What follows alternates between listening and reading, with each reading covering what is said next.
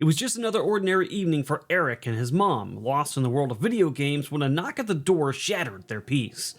But when they looked through the peephole, they were met with a sight that would haunt Eric forever.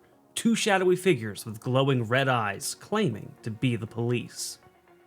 Hello, I'm Arudai and welcome to Moonskull. If you're looking for tales of horror, the paranormal, sci-fi, or the unexplained, then you are in the right place.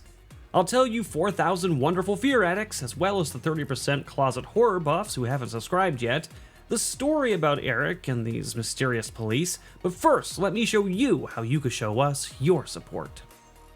If you enjoy our spine-tingling tales and want to keep the nightmares coming, make sure to hit that like button, subscribe, and turn on the notification bell.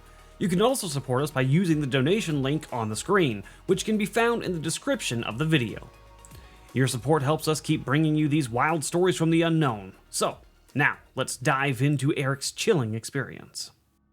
It was a typical evening in the cozy confines of their family home. Eric, just a teenager, sat on the floor with his controller in hand, absorbed in the vibrant world of video games. His mother, bustling in the kitchen nearby, hummed a tune, the comforting sound of home. It was a dark night, and with his father at work, it was just the two of them enjoying their routine. Suddenly, the tranquility was interrupted by a knock at the door. Eric paused, his heart racing slightly at the unexpected sound. He glanced at his mother, who seemed unperturbed, focused on preparing dinner. Thinking it might be a neighbor, he returned to his game. But then, the knocking came again. This time, the voice echoed through the door sharp and clear, saying, "It's the police. Please open the door." A chill ran down Eric's spine as he instinctively moved to the peephole. Peering through, he saw nothing but darkness, only the faint outline of two figures standing in the shadows. "Mom?" Eric called, his voice a mix of curiosity and unease. "It's the police." His mother's expression shifted, her brow furrowing in suspicion. She stepped forward and called out, "Hello? Who is it?"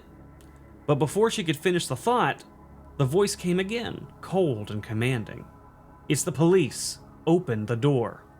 Something was wrong. The hairs on Eric's neck stood up, and he felt the air grow thick with tension. They weren't just any police officers. Eric glanced back to the peephole. What he saw sent his heart racing. The two figures had moved closer. Those glowing red eyes pierced through the darkness, sending a wave of dread washing over him. They were not human. His mother looked through the peephole, and her face paled. "Get down," she hissed, urgency in her voice. Eric dropped to the floor, heart pounding as she locked the door. "What do you need?" she demanded, her voice quivering slightly. She was greeted with silence. Then came another series of knocks. Knock, knock, knock. "It's the police. Open up." The same voice, the same chilling voice, reverberated through the home. She quickly grabbed her phone and dialed Eric's father, who was at work, explaining the bizarre situation. "What do you mean? There's no one at your door," he replied, disbelief evident in his voice. You see, apparently Eric's father was looking through some sort of ring cam that they had on the door frame, and nobody was there. But in the home, it was a very different story. Eric felt a rush of panic. The figures outside began to slap their hands against the glass of the door. Bang, bang, bang. "Go away!" Eric's mom yelled, now fully aware of the danger. She shouted, "I have a gun!" The statement was a bluff. They were unarmed. Eric, in a moment of reckless bravery, grabbed a knife from the kitchen and held it tightly, ready to defend his mother if they were to burst through the door or get into the house somehow. The shadows continued to press against the door, their eyes glowing brighter, their voices growing louder. In the chaos, Eric glanced outside once more. The shadows loomed large, blocking any light from the street. And then suddenly, they were gone. His heart raced as he tried to comprehend the events. Where did they go? Just then, his father burst through the front door, ready to confront whatever threat awaiting them. But as soon as he entered, the atmosphere shifted. He realized the police were nowhere to be seen. "They're gone," Eric's mother whispered, her eyes wide with fear. Now, his father had worked just down the street, and so was able to get here pretty quickly, and in the aftermath, he kind of just shook his head in disbelief, and he said, "There was no one here." he insisted. There was nobody on the doorbell cam, and there's nobody out there now. You both must have been imagining things. But Eric knew what he saw. Days turned into weeks, and the memory of that night lingered. Eric couldn't shake the feeling of unease.